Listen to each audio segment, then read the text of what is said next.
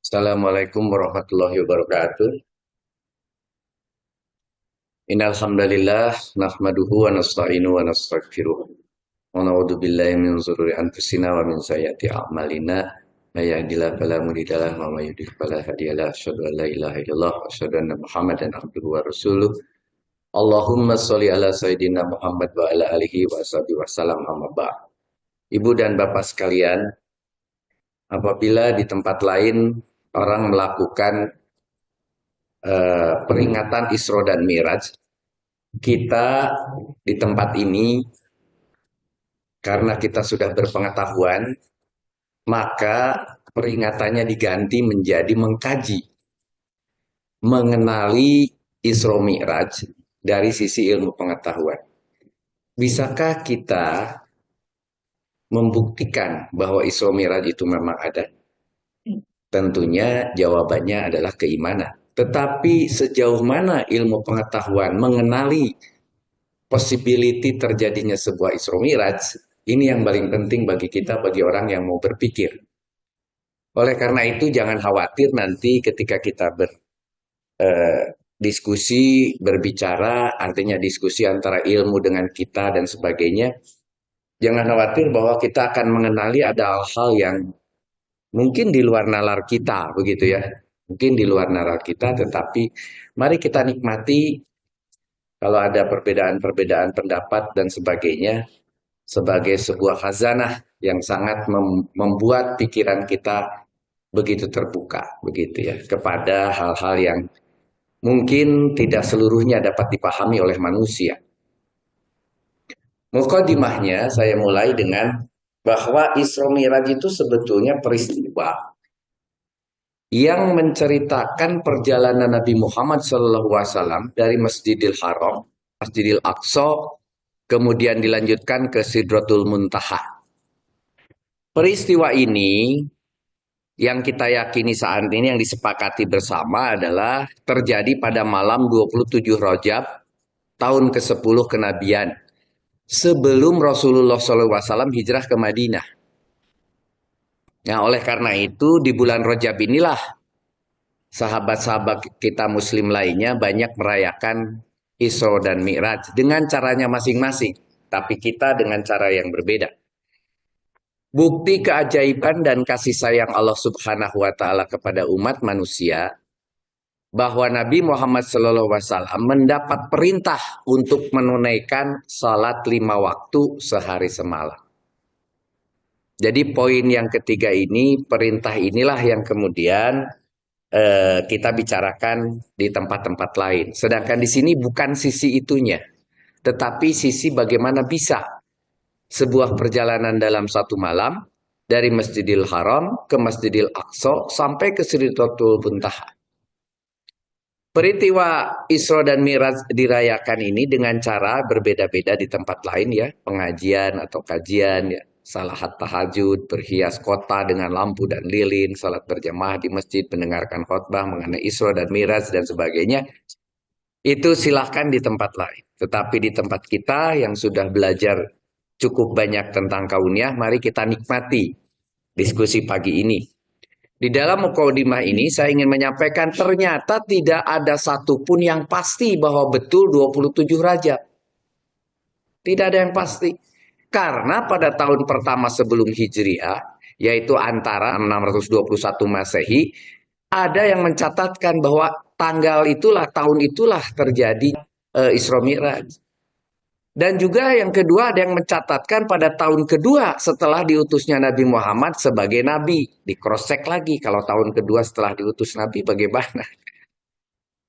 Pada tahun kelima katanya setelah diutusnya Nabi ada lagi. Ada yang keempat yang kita sepakati saat ini adalah pada malam 27 Rajab tahun ke-10 kenabian. Dan ini yang paling populer. Yang kelima ada yang menyatakan pada Rabiul Awal tahun ke-13 setelah diutusnya Nabi. Yang keenam pada 19 bulan sebelum peristiwa hijrah, yaitu penetapan dengan bulan Zulqa'dah. Yang ketujuh pada tanggal 27 Rabiul Akhir, 1 tahun sebelum hijrahnya Nabi, Yang ke-8 pada bulan Ramadan tahun ke-12 setelah kenabian. Yang ke-9 pada bulan Muharram 13 tahun setelah kenabian. Wallahu a'lam bishawab. 3 perjalanan terpenting dalam sejarah hidup Rasulullah SAW adalah perjalanan hijrah. Itu adalah sebuah perjalanan yang sangat-sangat bersejarah dan sangat penting. Karena disitulah kekuatan Rasul untuk tetap menegakkan agama Islam, ketauhidan dari setelah mendapat permasalahan di Mekah termasuk di Taif. Kedua, Haji Wada itu adalah perjalanan spiritual terakhir Rasul sebelum Rasul wafat. Dan yang ketiga adalah Isra Mi'raj, merupakan perjalanan heroik dalam menempuh kesempurnaan dunia spiritual, yaitu munculnya tadi perintah sholat 5 waktu.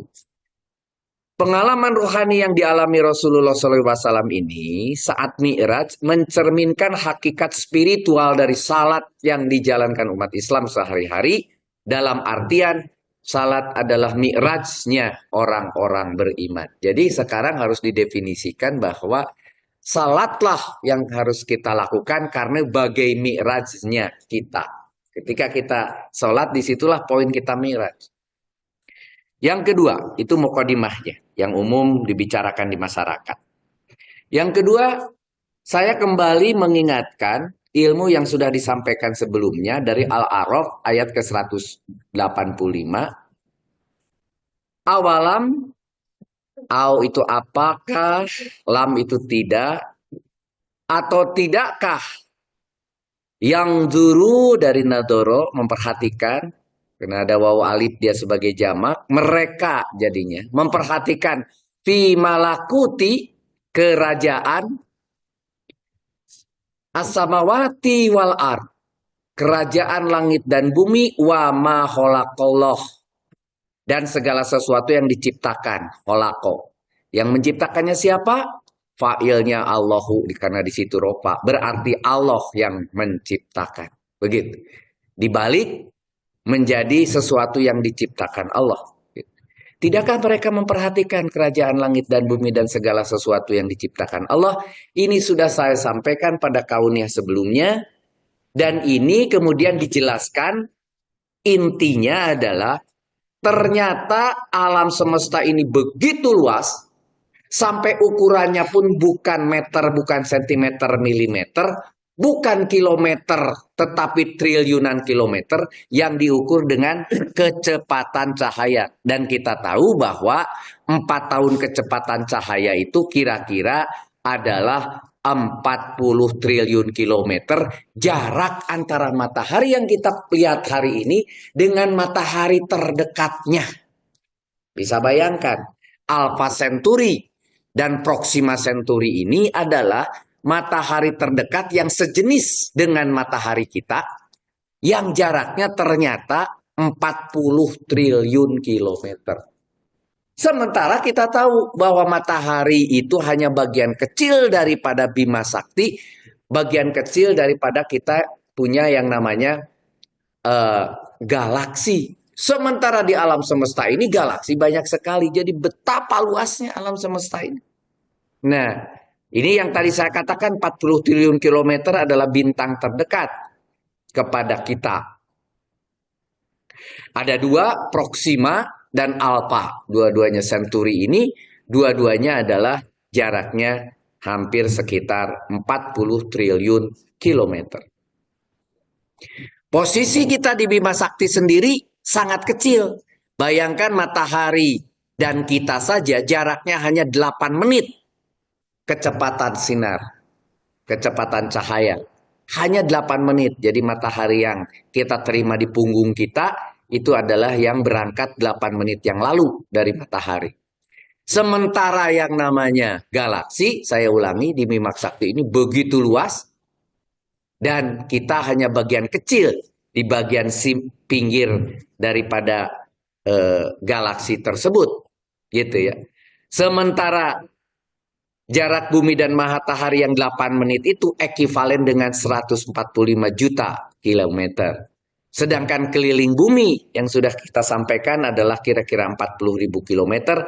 Artinya kira-kira Kalau kita mengelilingi bumi 3.652 kali, itu setara dengan kita menuju matahari.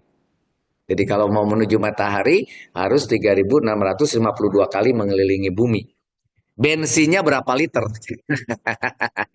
Itu kira-kira judulnya. Jauh lah pokoknya, Pak.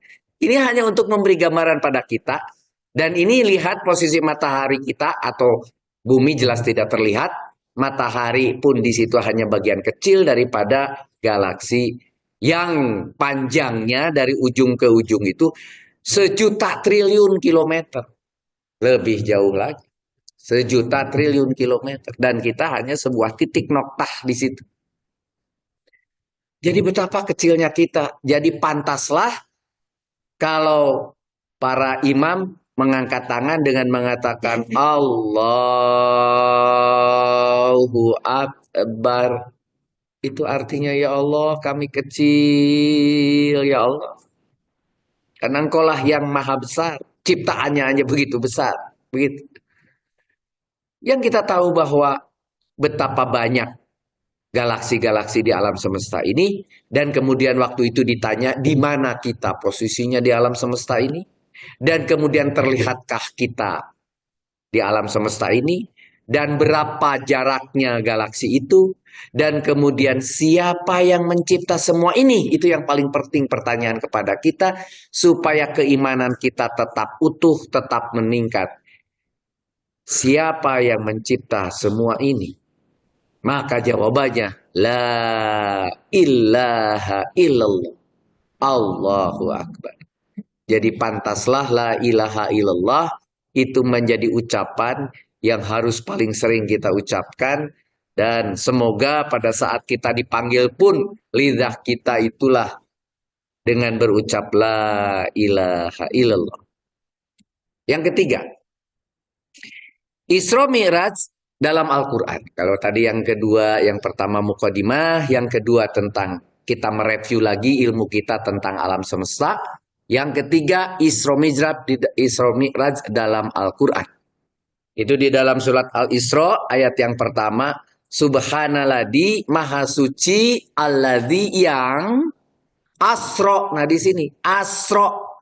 Asra itu adalah telah memperjalankan. Jadi ini bukan berjalan, bukan sarro. Kalau sarro itu berjalan atau dia menuju sesuatu. Kalau asra dia telah memperjalankan. Nah, yang telah memperjalankannya itu siapa? Dalam hal ini tentunya yang subhana tadi, yaitu Allah. Allah yang memperjalankan. Kalau memperjalankan muta'adi. Kalau muta'adi perlu maf'ul bih, yaitu perlu objek. Kalau berjalan, Pak Emil berjalan, Pak Saleh berjalan, tidak perlu. Berjalan aja bahasanya. Itu namanya lazim. Tetapi kalau muta'adi, saya memperjalankan apa? Ditanya, motor. Saya memperjalankan apa? Sepeda. Ini apa yang diperjalankan? Ternyata disebut bi abdihi. Nah, bi abdihi, abdun itu hamba. Yaitu yang diperjalankan adalah hamba. Siapakah hambanya dalam hal ini para penafsir? Allah yang memperjalankan, yang diperjalankannya adalah Muhammad. Bi abdihi, maka tulisan Allah maupun tulisan Muhammad di dalam terjemah Al-Quran pakai dalam kurung. Karena di dalam tulisan Arabnya tidak ada, di Al-Qurannya tidak ada, tetapi ini hasil kajian dari para penafsir.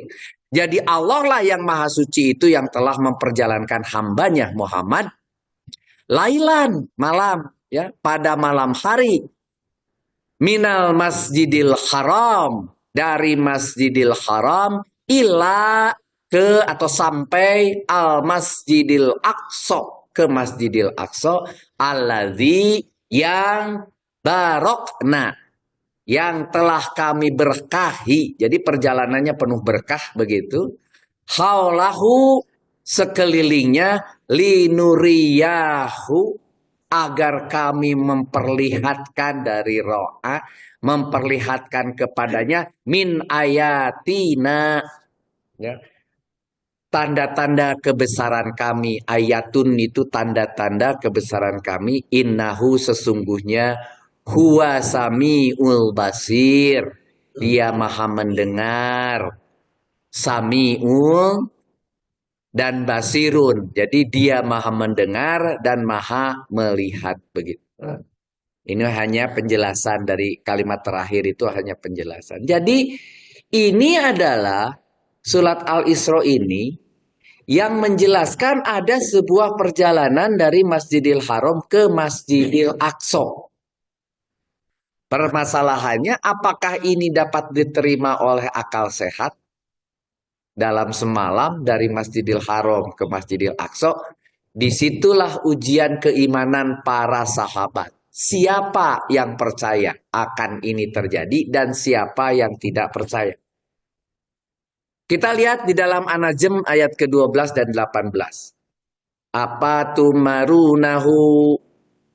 Maka apakah kamu dalam hal ini kepada musyrikin Mekah hendak membantahnya ala ma yara tentang apa yang telah dilihatnya. Dilihatnya itu dilihat Rasul.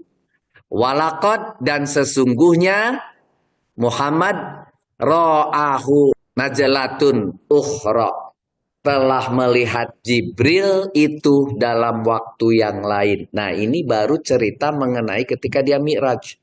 Jadi kalau tadi di dalam Al-Isra itu hanya bercerita tentang Isra dan ini sekarang bercerita tentang Mi'raj. Dan kemudian dijelaskan di dalam An-Najm ini bahwa hai para musyrikin, apakah kalian mau membantah apa yang dilihat oleh Nabi Muhammad bahwa Nabi Muhammad pernah melihat Jibril dalam waktu yang lain yaitu waktu saat Mi'raj itu? Inda Sidratil Muntaha yaitu di Sidratil Muntaha. Sidratil Muntaha itu posisinya lebih tinggi daripada langit ketujuh. Jadi setelah Rasul ke langit ketujuh barulah dia pergi ke Sidratul Muntaha. Disitulah baru dia melihat Jibril. Ini yang disebut sebagai Mi'rajnya. Diteruskan bahwa di dekatnya ada surga tempat tinggal. Ya, jadi Muhammad itu melihat Jibril gitu. Kemudian ketika Sidratul Muntaha diliputi oleh sesuatu yang meliputinya, id yagsa sidrata ma yagsa. Jadi ini adalah mau menunjukkan bahwa Sidratul Muntaha itu diliputi oleh sesuatu yang Rasul tidak bisa menjelaskannya, begitu ya. Dan sesuatu yang meliputinya, begitulah. Sesuatu yang sangat sempurna gitu, yang tidak bisa diceritakan dengan gambaran analogi di dunia, begitu. Penglihatannya Basoru di sini yaitu Muhammad tidak berpaling dari yang dilihatnya itu dan tidak pula melampauinya. Jadi dia hanya bisa melihat dari apa yang disediakan untuk mampu dilihat oleh mata Rasul dan itulah yang dia lihat tapi sampai dia tidak mampu berpaling lagi karena begitu nikmat dan begitu indahnya atau begitu apanya yang sedemikian rupa sehingga dia tidak mampu pun untuk menjelaskan kepada kita. Sesungguhnya dia telah melihat sebagian tanda-tanda ayatin Tuhannya yang paling besar, Robihil Kubro. Jadi ini mau menjelaskan bahwa apa perjalanan Mi'raj ini sesuatu yang sangat besar yang tidak mungkin dijelaskan.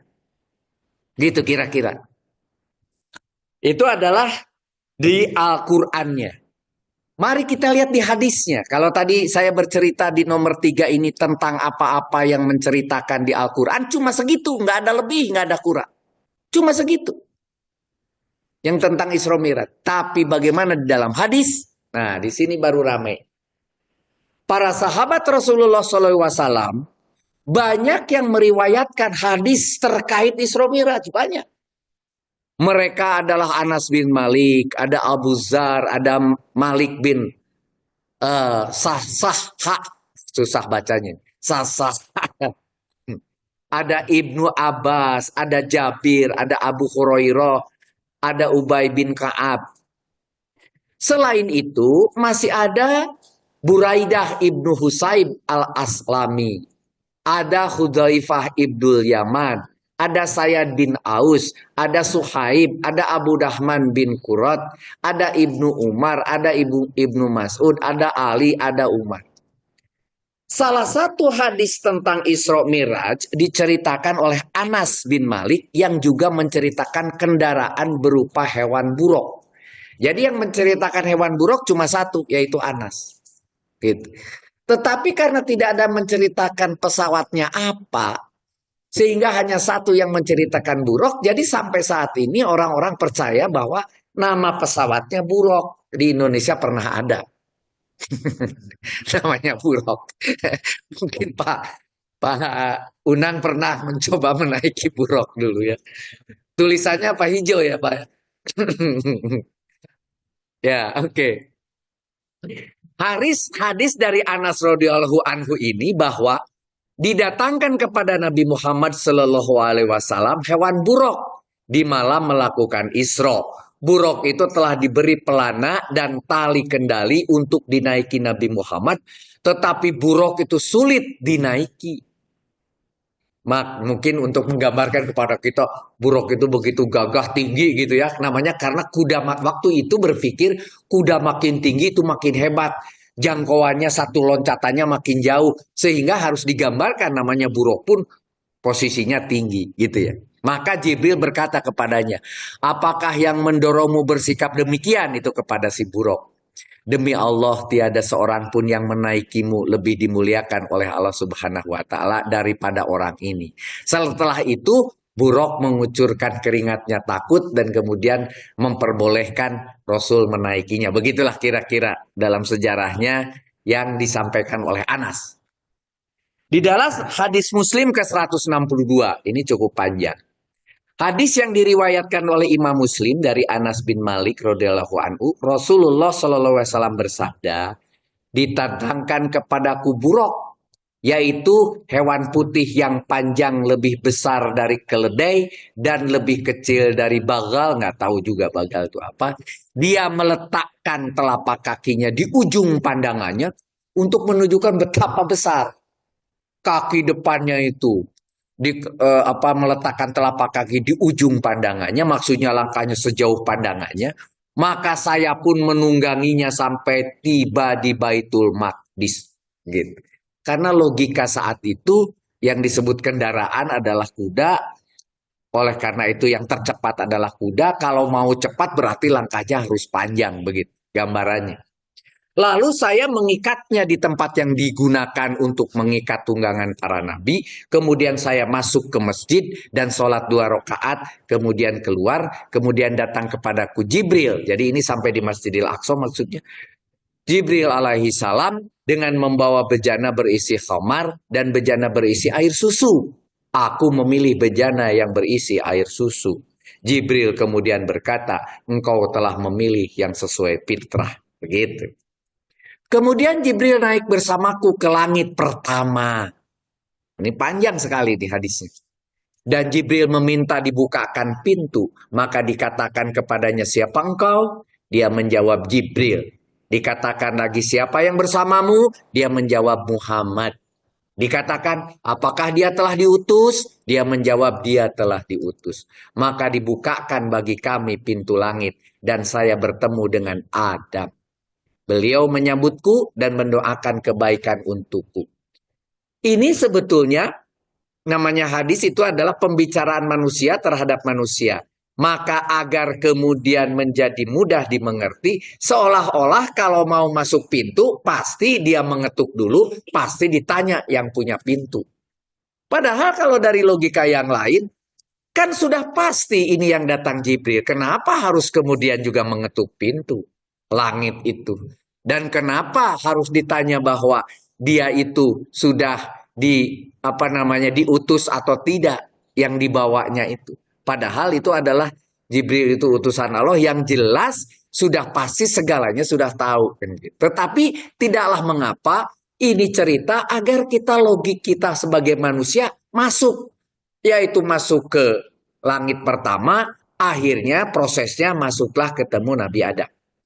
Kemudian kami naik lagi ke langit kedua dengan proses yang sama. Jibril alaihissalam meminta dibukakan pintu, maka dikatakan siapa engkau, dia menjawab Jibril, dikatakan lagi siapa bersamamu, menjawab Muhammad, dikatakan apakah dia telah diutus.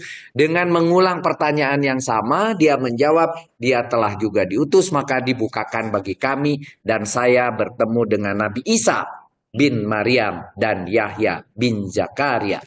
Beliau berdua menyambutku dan mendoakan kebaikan untukku. Kemudian Jibril naik bersamaku ke langit ketiga dengan proses yang sama. Maka dibukakan bagi kami dan saya bertemu dengan Yusuf alaihi salam yang beliau telah diberi separuh dari kebagusan wajah. Beliau menyambutku dan mendoakan kebaikan untukku.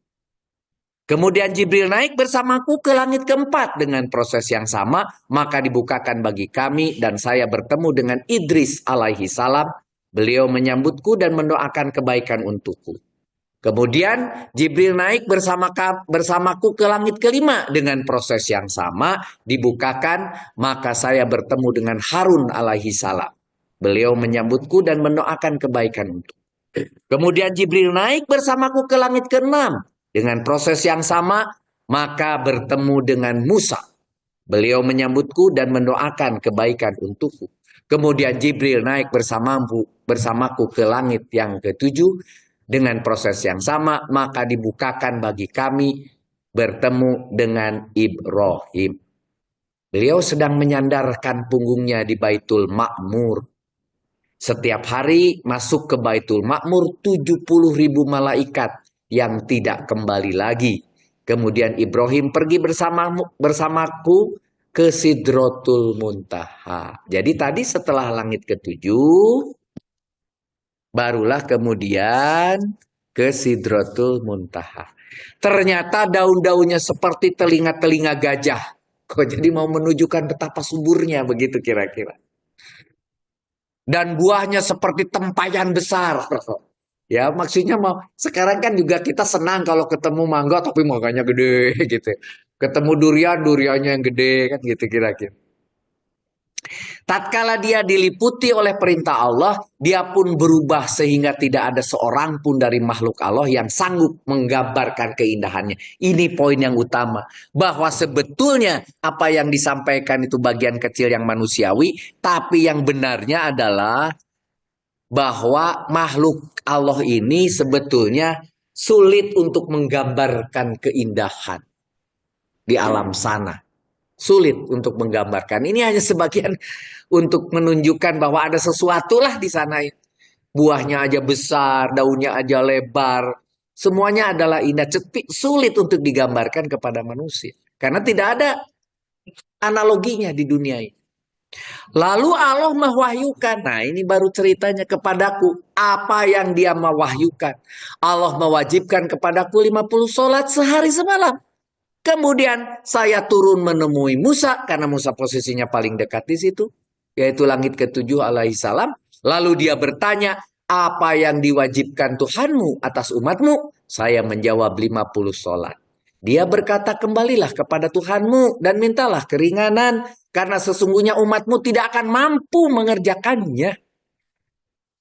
Sesungguhnya saya telah menguji dan mencoba Bani Israel. Beliau bersabda, maka saya pun kembali kepada Tuhan serta saya berkata, wahai Tuhanku, ringankanlah untuk umatku. Maka dikurangi dariku 5 sholat. Kemudian saya kembali kepada Musa dan berkata, Allah mengurangi untukku 5 sholat. Dia berkata, sesungguhnya umatmu tidak akan mampu mengerjakannya. Maka kembalilah kepada Tuhanmu dan mintalah keringanan. Maka terus menerus saya pulang. Dan terus menerus saya pulang balik antara Tuhanku Tabaraka wa ta'ala dan Musa alaihi salam. Sampai pada akhirnya Allah berfirman, wahai Muhammad, sesungguhnya ini adalah 5 sholat sehari semalam. Setiap sholat pahalanya 10, maka semuanya 50 sholat. Barang siapa meniatkan kejelekan, lalu dia tidak mengerjakannya, maka tidak ditulis dosa baginya sedikit pun. Jika dia mengerjakannya, maka ditulis baginya 1 kejelekan. Kemudian saya turun sampai saya bertemu dengan Musa alaihi salam. Seraya aku ceritakan hal ini kepadanya, dia berkata, kembalilah kepada Tuhanmu dan mintalah keringanan. Maka saya pun berkata, sungguh saya telah kembali kepada Tuhanku sampai saya pun malu kepadanya. Ini hadis Muslim 162. Itulah yang menjadikan kita sholat 5 waktu. Itu adalah hadisnya. Kemudian mari yang terakhir adalah bagaimana memahami Isra Mi'raj ini sebagai mukjizat atau mimpi. Kenapa disebut mimpi? Kenapa kemudian dianggap juga mukjizat? Yang mana yang betul? Riwayat Isra dan Mi'raj itu telah disepakati kesahihannya oleh ulama ahli hadis dan sirah. Juga telah ditetapkan sebagaimana disebutkan dalam Al-Quran tadi. Maka hadis-hadis sahih dan ijma kaum muslimin. Peristiwa ini termasuk salah satu mukjizat yang diterima Rasulullah SAW.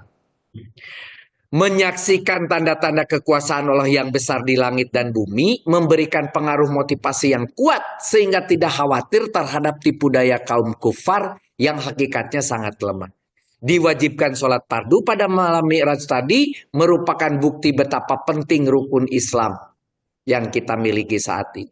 Nah, mukjizat salah satunya tadi adalah bahwa bisa ada perjalanan dari Isra, yaitu dari Masjidil Haram ke Masjidil Aqsa, dan kemudian Mi'raj dari Masjidil Aqsa ke Sidratul Muntaha.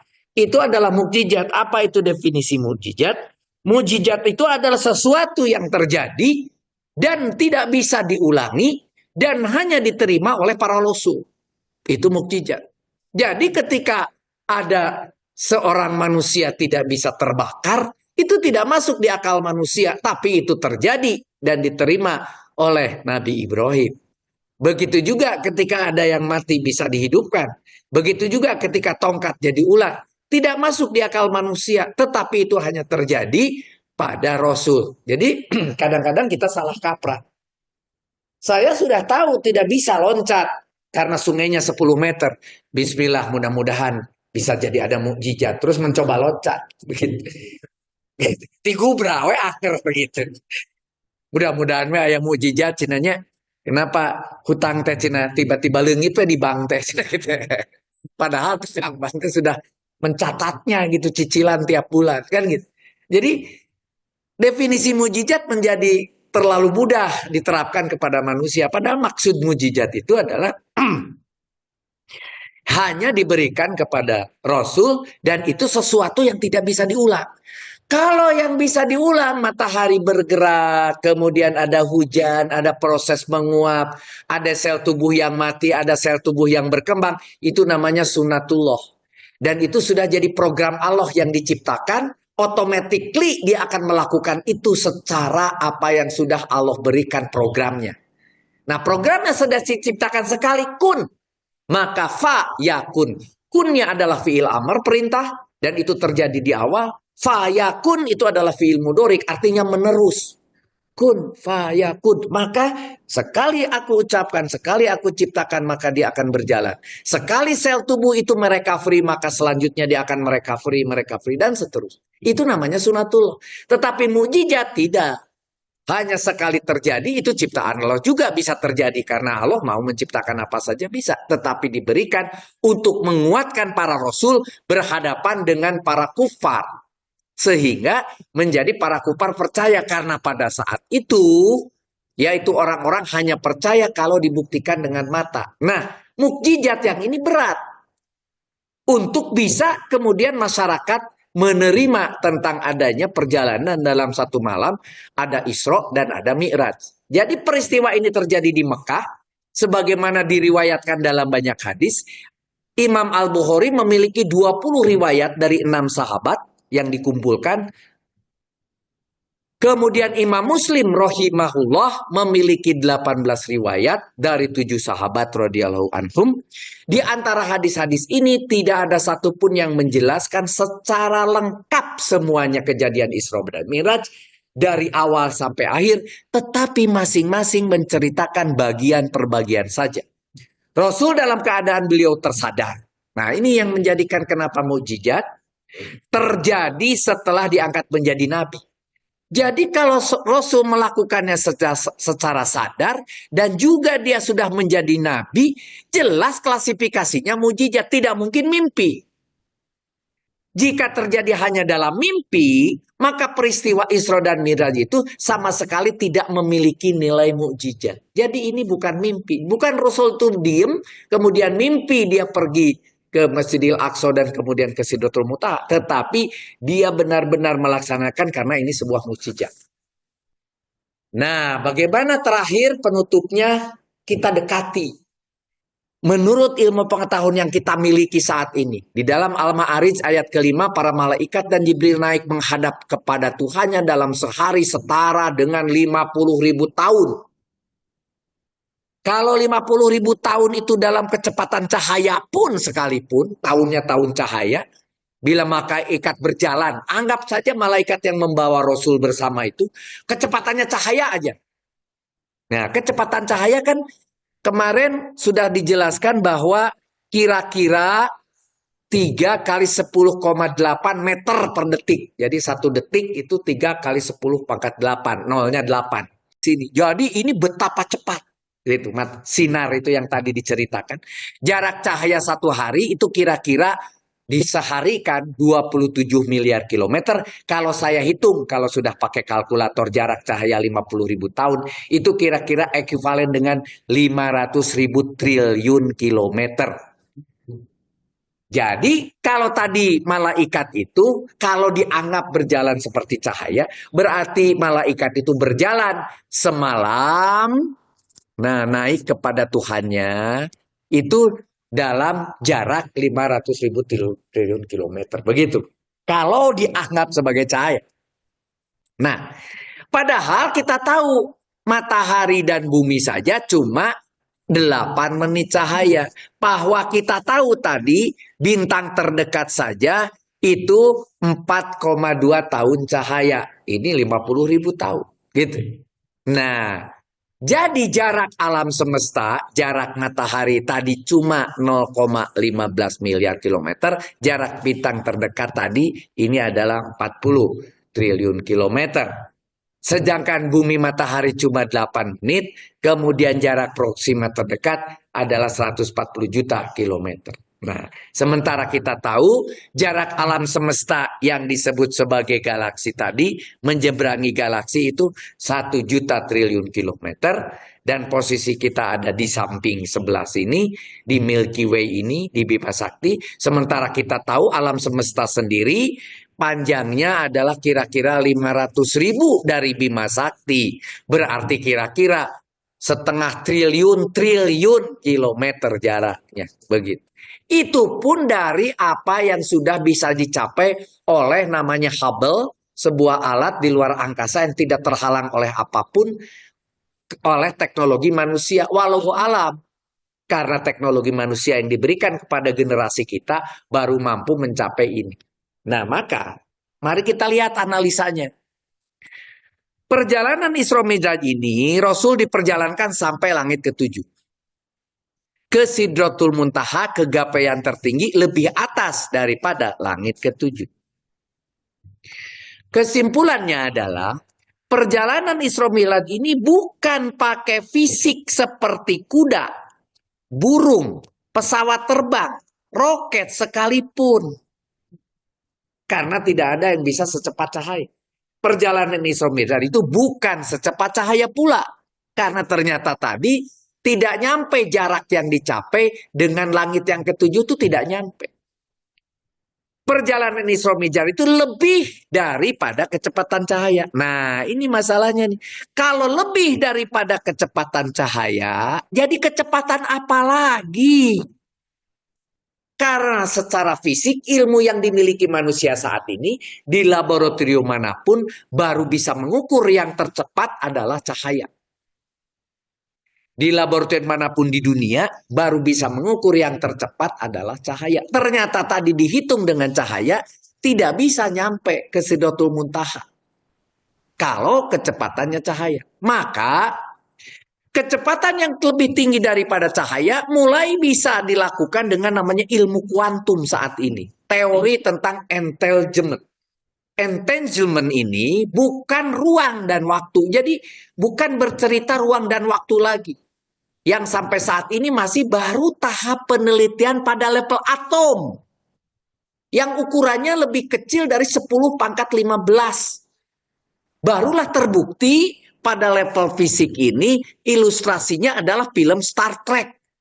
Namanya teleportasi. Jadi bisa memindahkan fisik ke tempat lain dalam waktu yang singkat, dalam bentuk yang sama. Tetapi ini baru ilustrasi manusia, dan yang terbukti di laboratorium baru levelnya atom. Bisa melakukan atom A dengan atom B bisa ada di tempat yang sama bersamaan. Itu hanya ada di dalam level atom. Entanglement ini bukan ruang dan waktu. Contohnya telepati antara ibu dan anak. Itu sering terjadi. Ibunya kok ingat terus anaknya. Ditanya kenapa nak? Oh rupanya sakit. Nah, itu sering.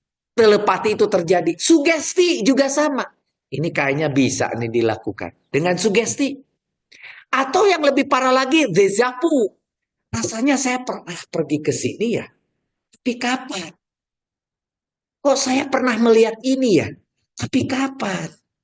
Saya tidak pernah. Nah, itu namanya déjà vu, sugesti, telepati. Tidak bisa diterangkan, tapi ini terjadi. Nah, bahasa kita, bahasa keimanan kita disebut goib. Sesuatu goib yang tidak bisa kita terangkan, yang kita tidak bisa mengerti. Terjadi tapi tidak dimengerti oleh manusia. Ini terjadi. Deja vu terjadi, sugesti terjadi, telepati terjadi. Tapi kita tidak bisa menerangkan. Bagaimana prosesnya telepati itu? Nah, oleh karena itu, kejadian yang seperti ini disebut mukjizat kalau terjadinya para nabi. Terjadi dan terjadinya pada para nabi, maka itu disebut mukjizat. Kalau kita mah dengarti itu disebut goib. Jadi kata Pak Soleh itu, ilmunya Parudi mah goib kabeh. Artinya tak ngerti Pak Solehnya. Kalau sudah ngerti jadi tidak goib, itu goib yang relatif gitu ya. Gitu. Tetapi kalau mukjizat, wah akan ngerti sampai kapanpun. Karena Allah menciptakan kejadian itu hanya sekali dan terjadi pada Rasul. Jadi perjalanan Isra Mi'raj itu sampai saat ini kalau didekati oleh ilmu pengetahuan hanya bisa dijelaskan oleh perjalanan kuantum yang juga belum tuntas ilmunya. Jadi jangan coba-coba sampai kita menjelaskan pada orang Isra Mi'raj itu begini loh jalannya. Pakai kuda yang panjangnya segini, pakai ini, pakai gini, sayapnya ada 70 dan sebagainya, dan sebagainya, dan sebagainya, wallahu a'lam. Bahwa ternyata Rasul pergi pakai perjalanan cahaya dan begitu. Bahwa Rasul, wallahu a'lam. Kun fayakun, itulah mukjizat. Hanya mukjizatlah yang bisa melakukan itu karena hanya diberikan kepada Rasul sesuatu yang kita tidak mengerti.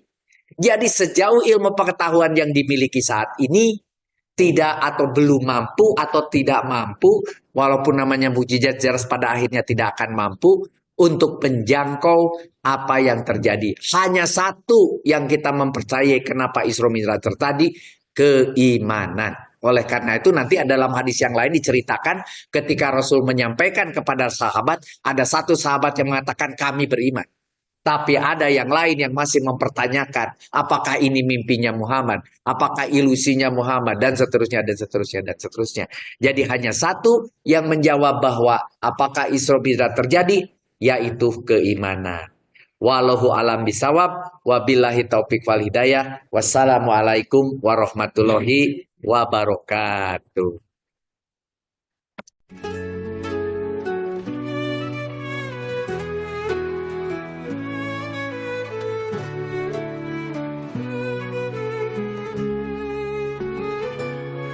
تملي معك يا نور الحياة في حبك نعيش كل السعادة يا رب السماوات يا نبع الحنان